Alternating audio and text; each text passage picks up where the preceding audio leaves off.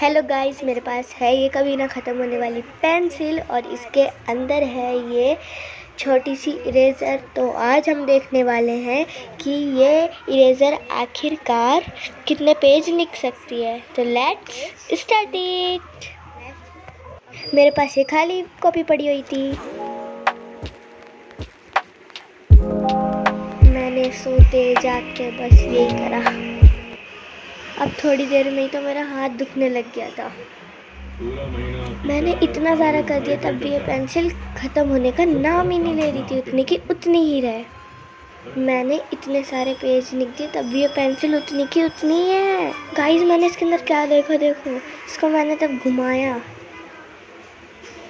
तो इसके अंदर देखो क्या निकला। ये मेटल का बना हुआ है, ये तो कभी भी नहीं ख़त्म होएगा। तो गाइस, नहीं तो मेहनत का पोपट हो गया, तो आप मत करना ऐसा। अगर आप चैनल पर नए हो तो चैनल को सब्सक्राइब कर दो और वीडियो को लाइक कर दो। बाय।